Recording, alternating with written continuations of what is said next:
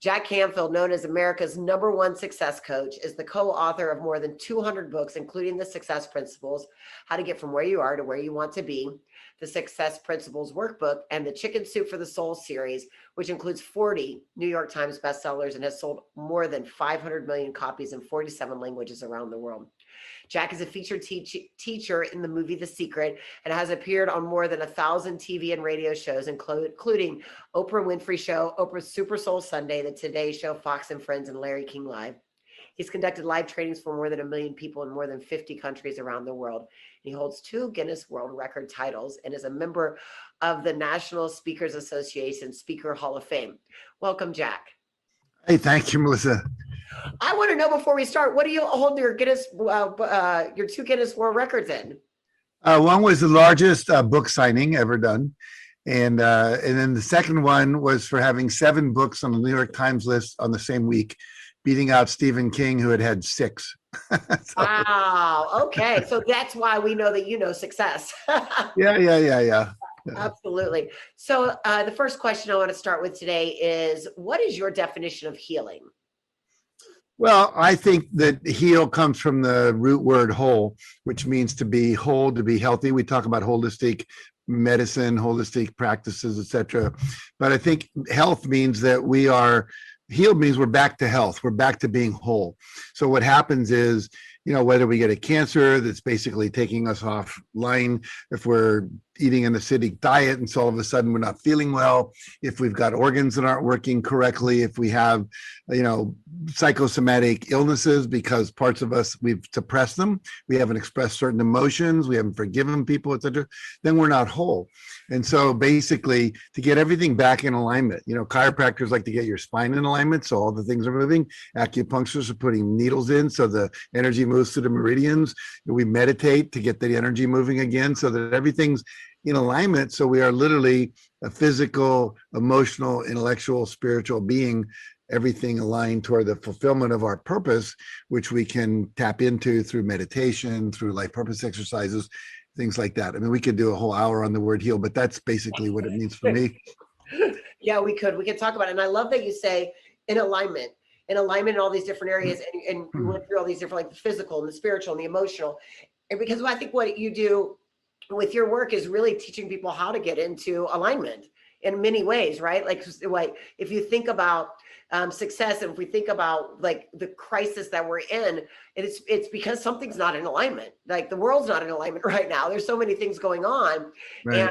And then we say, how do I come back to that? So how have you, with what's going on in the world right now and living in this day and age, what do you feel is it really the best way that people can start to move through some of these experiences? And how do you find that these successful people do in times like this that others don't, or practice, or don't know about?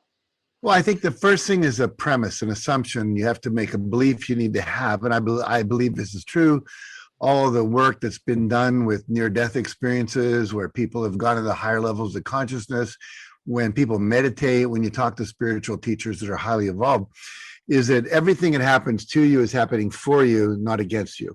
So if you think about all the things we've had to struggle with in terms of losing jobs, of new technologies coming along, the pandemic, where all of a sudden, we can't go to work and we're stuck at home, and maybe we're home with our wife and the kids, and we got our bandwidth isn't strong enough to do all the stuff we want to do. What's that happening for us? Say, well, what are we learning here? So I believe that we're always being asked to step up to the next level. We're being taught lessons. We're being asked to develop qualities like patience, perseverance, compassion, generosity, strength, etc. And so for me, being at home during this pandemic, I mean, it's the longest I've been home in my life. I was used to spend 2 weeks of the month on the road, being anywhere teaching. And so all of a sudden I'm home with my wife. I'm not moving around the world. I've had to look at myself in ways perhaps I was avoiding before because I was so busy. I've had to look at any things that weren't working in my wife's and I relationship because we're just in each other's face all day long. I've had to look at how do we take this and say, okay, what's the benefit? Every event has costs and benefits. Everything we do has costs and benefits. So the cost to me when the pandemic hit was we had $800,000 in deposits for live trainings, which we could no longer deliver. So either people were going to want their money back, or we had to find a new way to deliver the same value to them without, meeting live. So we had to develop a whole bunch of online courses and coaching programs and so forth. But here's the cool thing. We just did a training last weekend, not this weekend, but a week ago last weekend, where we had 500 people from 47 countries for 3 days. And there's no way they would have flown in from South Africa, Kuwait, Bahrain, India, because they could come in on the internet. And so we had people up at 3 a.m. in Australia and New Zealand, but the fact is they could do it. So we're reaching more people. They're having more access to us. We're having more impact in the world internationally than we ever had before. Now, did we have to work hard to make that happen? Yeah. Now, what a lot of people do when change occurs is their amygdala in the back part of their brain gets stimulated, which is where fear lives. And then all of a sudden, the prefrontal cortex, which is where rational thinking, creative thought, and spiritual awareness lives, gets shut down. And so we have to literally become aware that we're doing that. So awareness is the key to everything, as you probably know. And if we're shut down and we're in fear, we have to look at how am I scaring myself? Because we're scaring ourselves by imagining bad things in the future that haven't happened yet. I was talking to people just recently in a coaching program I'm doing. This woman lives in Germany, and she was worried. She didn't, I don't have enough. I don't have enough. I said, well, look around. Do you have a house? Yeah. Is there a roof over your head? Yeah. Is there food in the refrigerator? Yeah. Do you have any money in the bank at all? Not a lot. Well, I got 30,000 euros in cryptocurrency. Great. You got $30,000. Your husband's there. Your house is there. You got food. You're fine. You got abundance. Relax. Because we go into the future and we imagine I'm going to lose my house, lose my job, my grandmother's going to die, whatever. And so we're doing that. So we have to get out of that and then go and say, okay, here I am. I'm safe. Now, if I wanted to create the future I want, what would it look like? And we talked about alignment. For me, I define success as fulfilling your soul's purpose. So if your soul or your higher spirit, higher self, whatever you want to call it, is speaking to you and is telling you there's something you need to be doing, and you do that, then you are successful. And most people don't listen to their inner guidance, and they don't do what they're guided to do. And so they're not as successful as they'd like to be. They go into fear. Their ego says, I need this money. I need this best-selling book. I need this car. I need to have, 50,000 followers on Facebook, whatever it might be. So for me, success is being in alignment with what my soul is asking me to do. And sometimes it asks me to do things that make no sense and that are scary for me. Like I remember having to sell. I was running a retreat center in Massachusetts. I had people coming from all over the world. I had 12 acres. I had a 1,200 acre forest right next to me. And I was getting inner guidance to sell all that, move to California, and learn how to do large groups from people like Est and LifeSpring and all these companies that were doing large groups. And my wife didn't want to do it. Had to convince her to do it. And I did it. And now, I'm doing the work I do. We're extremely wealthy. We're extremely successful. But I had to follow that inner guidance with at one point said, you're going to totally jump into the unknown. But when you do that, as one person says, you build wings on the way down, before you hit the bottom.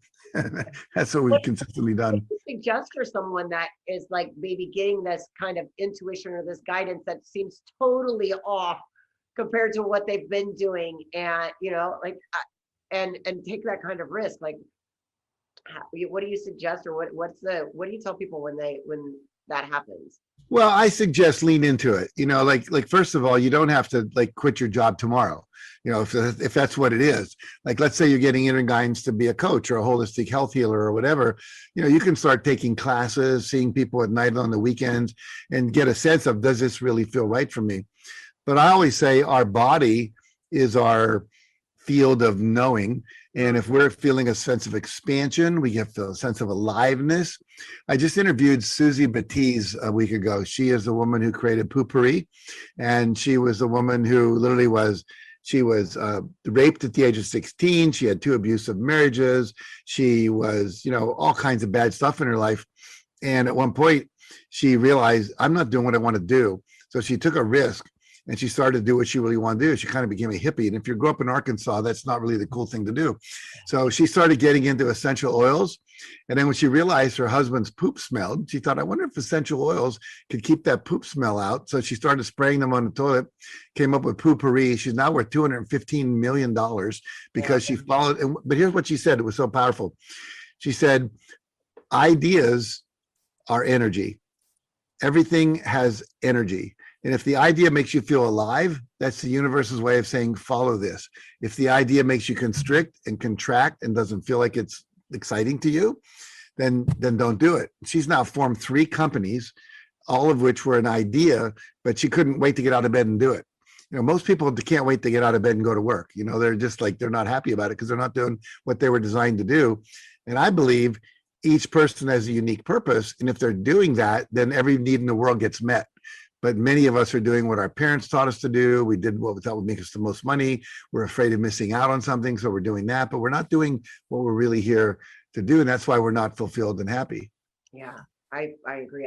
I speak to so many people that come into our quantum healing and our transformational healing work, and the one thing they talk about is like, well, I went to college because I was told that I should go, or I'm doing this thing, or I do the job until I'm 60 so that I can go and retire and then go live the life that I want to live, or right. And it's kind of like we've been conditioned in society to believe that that's what we have to do, instead of the truth of it, which is this: we live in this beautiful quantum world where there's so many possibilities. And I remember one of my first experiences years ago when I read your book, and the Live As If Day, right, when you were talking about the party that you had and everybody came to.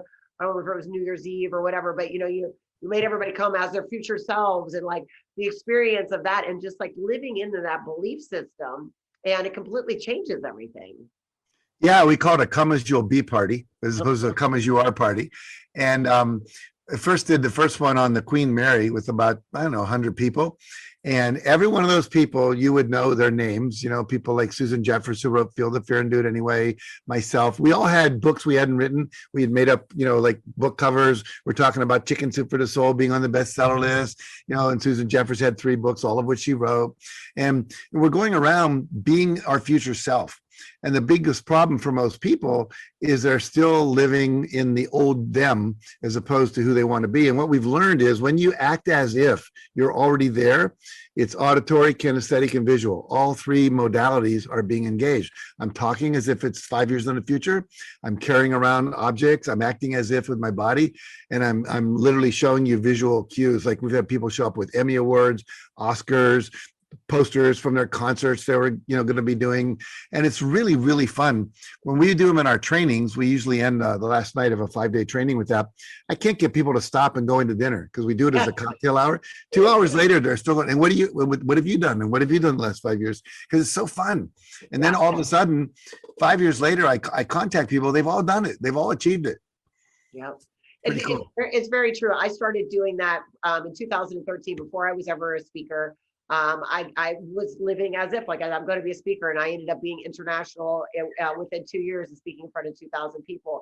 And then now I'm in this experience where I just got a movie documentary and a Netflix deal this past week I wasn't pursuing it, but it was something that was on our list and we'd put to the side, and something we wanted to do eventually, and just right person, right place, right. And it is that experience of like living into that and being like, this is possible, right? It's possible to heal your life. It's possible to align to success. There's so much ability when you're moving in that direction and you're moving those things. Absolutely. When I first started learning this stuff, I started carrying $100 bill in my pocket when that was a lot of money, and just because every time I go in to pay for something, I see the $100 bill and go, wow, I'm rich, just that little bit of thing. And then I got a passport. They said, where are you going? I said, I don't know yet, but I know I'm going to be going somewhere, because usually they ask you, like, you're going to Australia, you're going to Europe and so forth. But I knew if I was going to be an international consultant, I had to have a passport. And this was before even computers. I had an international clock, so you can touch it and to tell you what time it was in Australia. I didn't want to call anyone at the wrong time of day. I got a picture of me standing on the pyramid. I just took a little tiny picture. I got this big poster of a pyramid, got a big poster of the Opera House in Sydney, all these places I wanted to go. And I visited all those places. It's all, and like you were saying, some of them just showed up like quote unquote out of the blue. Some I intended to really work hard on. Some I just they were in the back burner, but they all showed up because I was acting as if I was visualizing it would happen someday. And sure enough, it did.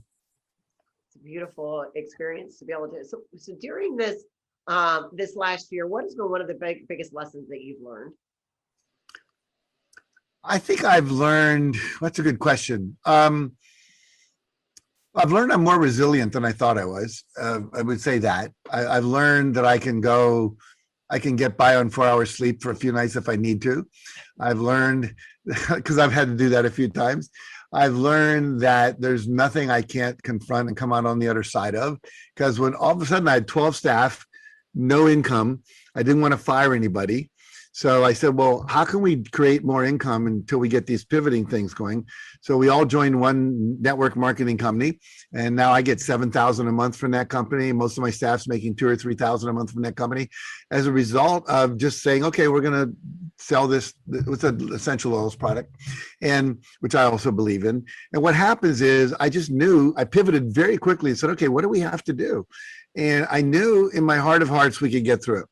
And we did. So I think what I've learned more than anything is there's always a solution. I mean, 3 months into it, I'm doing seminars and webinars for everybody I know about the amygdala and getting to the front part of your brain. Let's get out of fear, create the vision of what you want. And some people were still stuck. They were in fear. They were like ostriches with their head in the sand, And so, I teach that we always have the capacity to handle anything. You're never given a challenge you can't handle. You may not know how, but if you're willing to reach out and learn, you can. And so I believe that we're all capable. And I've learned that for myself. Here's one thing I learned, this is ridiculous, but I love to play ping pong. We have a ping pong table that we hadn't played on in probably 20 years. And what happened was all of a sudden we're at home, we can't go out. And we said, let's play ping pong. Now my wife and I play 3 games a day. She usually beats me 2 out of 3 by about 2 points. And it's good for her self-esteem and my ego reduction, which is always a good thing. So I learned that. I also learned I'm not a total vegan now, but I'm mostly a plant-based diet. I was eating a lot more meat before this happened. And so I've really scaled down because I wanted my immune system to be strong if this COVID thing was going around. And I've learned I know a whole lot more about nutritional supplements than I ever did in terms of keeping my immune system strong. So that was a thing. I've lost 30 pounds. And I probably am meditating more than I ever have. I always meditate a little bit, but now I'm meditating longer. I just learned this recently. A guy who teaches this is really into it, done lots and lots of research, that the most powerful impact of meditation occurs between minute 40 and minute 60. So when you just meditate for 20 minutes, that's better than nothing. But if you meditate for a whole hour, that last 20 minutes is where the real benefit comes from. Yep. Yeah. So you've been sitting in it longer, huh? I'm sitting longer. It sounds like you had a really great year. I mean, you lost weight, you're healthier, you're doing all these things. You learned how to pivot to turn all of the business things online. You're really able to take, which I think it just shows to the success of being able to take something that looked for so many people in the world that they say was devastating or horrible, and you turned it all into roses. You really were able to turn it around and say, let's find a way and do this. And I love that you used the word resilient.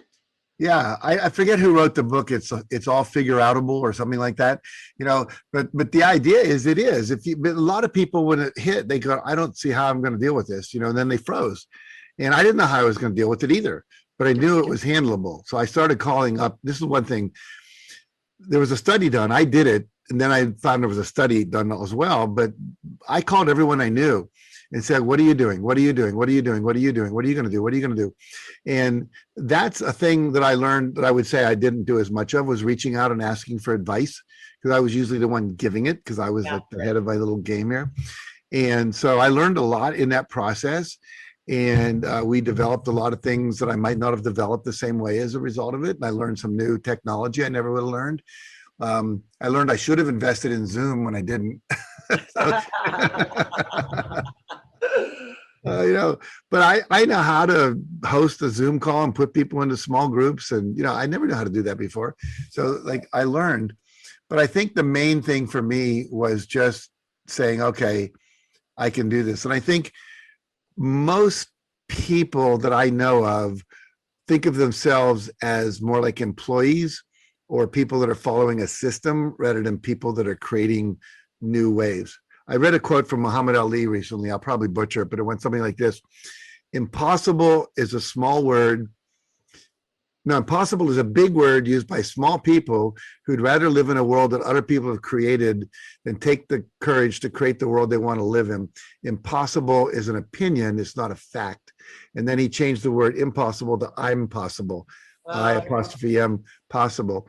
And that I think is really what it's all about. You know, nothing's impossible if you're willing to lean into it, look around, find out who knows what. And, you know, there's always someone that knows something you don't know. I mean, you know things I don't know. I know things you don't know. And we're constantly learning. And, you know, there's TED Talks, there's master classes, there's you know, YouTube videos. There's so much information out there about how to do it better that you just have to be willing to go and find it and not look at some people. What do? They binge watch. Well, I'm watching The Good Doctor season 7 for the 15th time, you know, and the, you know, the Crown and Game of Thrones. That's really going to transform your life, right? Like, yeah, if you're going to binge watch documentaries on Netflix like you're producing. You know, I mean, there's a lot of good stuff out there, but you just have to be, you know, you have to curate what goes into your mind. I love one of the things that you said that I think is really powerful was that you reached out and started asking people, like, you know, like they can't do this alone. Like you're the collective, right? Like, what are you doing? What are you doing? What are you doing? Is so many people I think feel like they're sitting at home and I've got to do it all on my own, or nobody's here to help me, or who am I going to ask for help? And you just were like, I'm just going to reach out to. Usually people come to me, but now I'm going to reach out and just ask everybody what they're up to. Right. Yeah, I know. You know, I know a lot of people in this work, of course, because I've been around for a long time. And I called up one guy and he said, we're going to do a series of webinars for all of our students. In fact, I want you to be on it, Jack, because you know a lot about fear and everyone's in fear. And so I was a presenter on his webinar. I listened to all the other people that were saying how they pivoted. I started taking that information, sharing that with other people. Here's a guy, he's got a patio furniture company. Well, what the hell do you do? Right? He said, well, people are going to be spending more time at home. They're not going to be going out. So this is a perfect time to buy patio furniture for your summer. And then he said, we then said, look, take your computer or your phone, show us the amount of things, give us the measurements, give us a picture of that. We'll show you what we think you should have. We'll figure it out. We'll come install it. And then all of a sudden his business went up. A restaurant, he said, we used to serve 44 meals a night and now nobody can come in. So I instantly bought 1,000 takeout boxes. I called up everyone because they've been collecting their phone numbers so they could communicate with them. They said, we're not going to do takeout, prefix order. You either like it or you don't. We'll do a wine pairing if you want. Pick it up at 6 o'clock, 7 o'clock, or 8 o'clock. You come by, call us on your phone, we bring it out. He's not doing 66 meals a night when he was doing 44 meals. But he is, within 2 days, he was doing that. You know, so it's like, I read about a group of transvestite people, you know, transgender people up in San Francisco, and they couldn't do the you know, the what do you call it? The when they dress up and sing. There's a name for that, and I can't remember what it is. Oh, is it? It's the group that you're talking about. Yeah, I can't think of the group either, but I know who you're talking about. Anyway, ladies of yeah. So they said we're gonna deliver food, and we're gonna do a show as we deliver the food. And people were tipping them. They're making a lot of money. You know, they couldn't do their drag performances normally, but they're doing them as they delivered the food. If you're creative, you'll find a way. You know, that's the thing. Like you got to start though. But if you're in your fear, this part doesn't get activated. There won't be a creative thought. Yeah.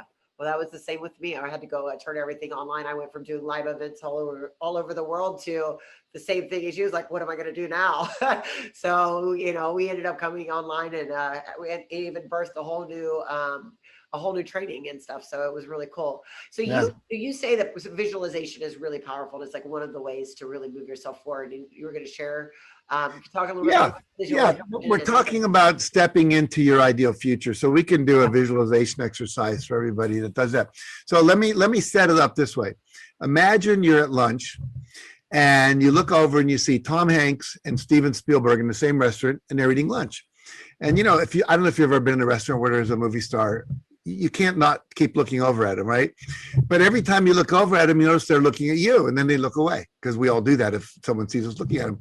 So eventually they get up, they walk over, and they say, we've been watching you, and we want to tell you that you look like you've got the mannerisms, the voice tone, the body posture, the look of someone that we'd like to cast in a movie, because we think you could play this part. And we think it's an Oscar-winning part. And here's the deal. We have the script here. We'll give you the script, and we'll give you $1 million deposit. All you have to do is 1 year from now, show up on set, have memorized your part, so you could do it in your sleep. You know the words, you know the body, everything, the motion you have to emote, everything. And if you want, we'll give you an acting coach, a voice coach, a dialect coach, whatever you think you need. And then at the end of shooting, we'll give you $4 million. This is a $5 million offer. Would you take it? Of course. And everyone I know says, yes, of course. Of course. And then the question is, okay, you got the script, you go home, what would you do? And the answer is, I'd read the script, then I start memorizing my part, right? So what I'm going to take you through is like that, because you are your natural being, which most of us are not being. We're being the role we think we have to be for approval, to get us successful, to have our mom like us, to be looked upon, by the church correctly, whatever it might be. But if we played the part that would get us where we want to go, and we rehearse that part long enough, we would become that which we need to be to fulfill our vision. So that's the metaphor we're working with here. So what I'd like everyone to do, wherever you're sitting, is just go ahead and close your eyes, sit up straight, and get your spine as straight as you can comfortably. And then lift your head a little bit even straighter. And then notice the muscles in your face. If there's any tension around your eyes, around your mouth, around your jaw, just let that go. Begin to focus on your breathing. And if you can breathe to a 6 count in, like about 1, 2, 3, 4, 5, 6, and exhale to that same count of 1, 2, 3, 4, 5, 6. Just do a couple of deep breaths like that. And as you're continuing to breathe in this deep, slow way, just notice your shoulders. Let your shoulders relax. Be aware of the rise and fall of your chest and stomach as you breathe in and out. Be aware of any tension in your back. With your next exhalation, just let that go. Just become aware of settling into the chair, the couch, wherever you're sitting, and just let it support you so you can relax into it. Knowing that everything is fine, and you can let go and relax. And just now, imagine, what is the life that you would like to be leading 1 year from now? Imagine we're coming out of the pandemic. You're coming into what I call the new better, not the new normal, because you've learned so much that you can now apply to your life.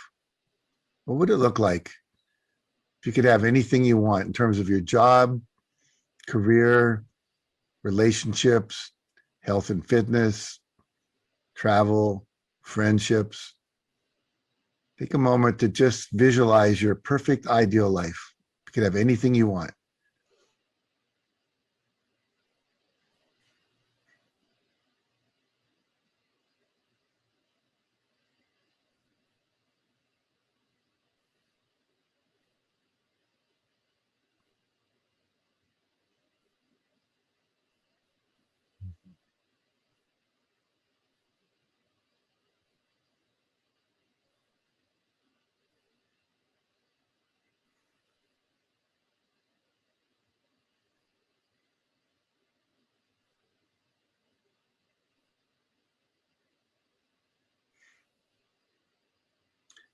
Take a moment to focus on how much money you would like to be making, either in your job, your business, your practice.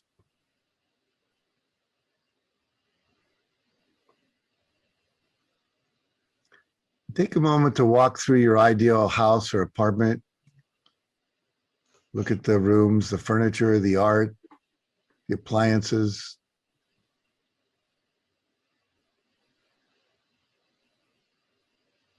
If you own a car, what kind of car would you be driving?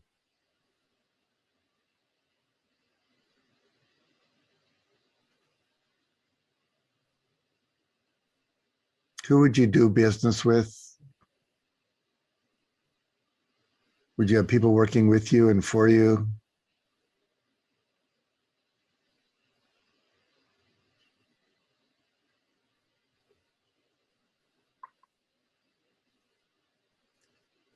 And as you think about this ideal life, ask yourself the question, what would I have to give up that I'm currently doing in terms of habits, in terms of limiting beliefs I might have? What would I have to let go of in order to live this life?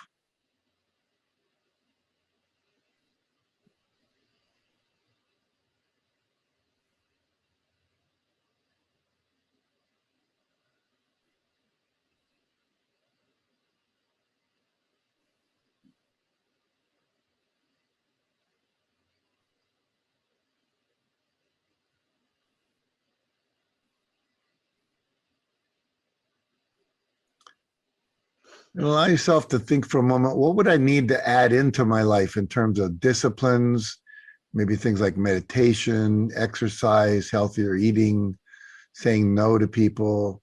What would I have to add into my life in order to achieve this ideal dream?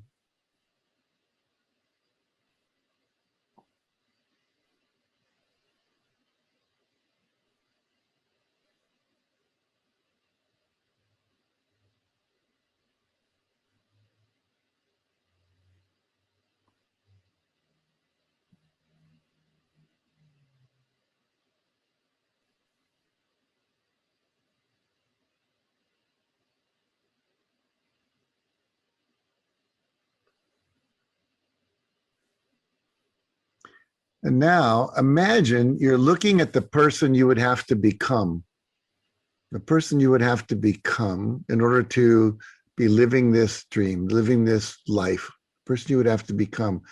And as you're looking at them from the outside, seeing this character, how do they walk? How do they talk? How does this person interact with other people?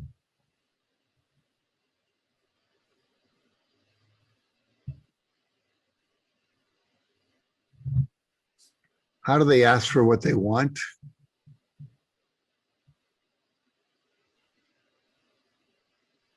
How do they say no to the things that are distractions?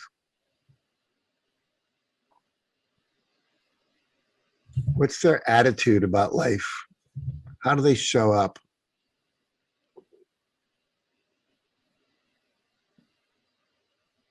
Just take a few seconds and visualize this person, the way they would be in the world, interacting with other people, doing their work, their relationships.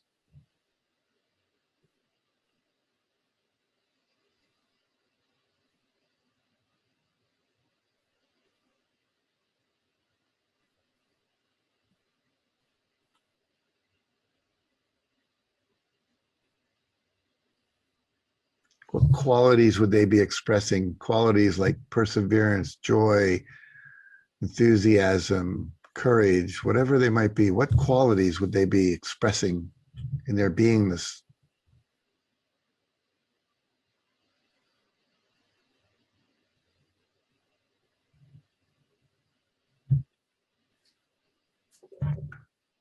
And now imagine walking up behind this character that's you, this new you you've created. You're standing right behind them.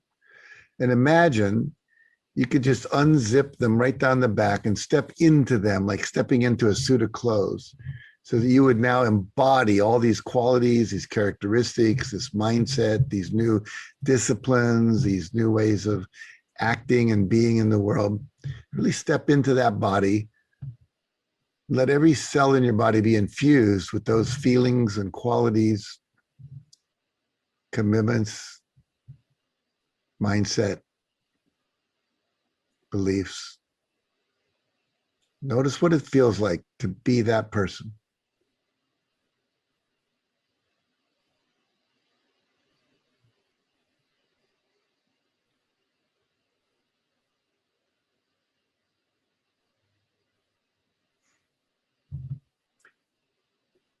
And now step back out of that body, back into your current, we'll call it older self. And notice what that feels like not to be that person that you're going to become. And ask yourself, what will it cost me not to step into this new way of being? What will it cost me if I don't do it?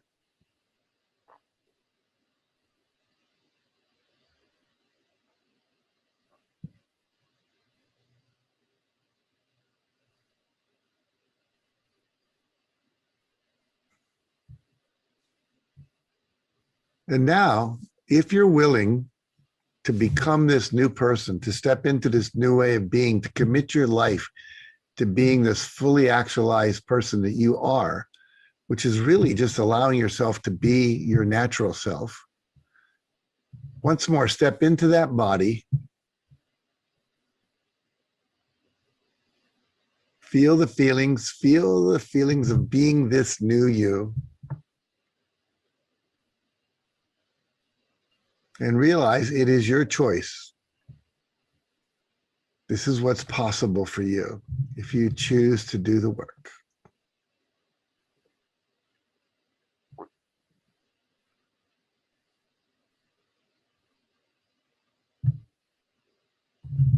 And make a decision.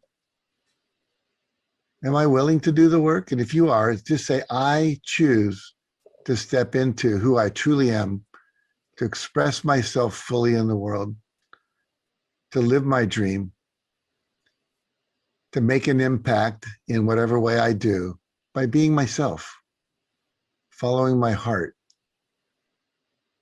doing the projects I'm drawn to, showing up 100%, all in as me.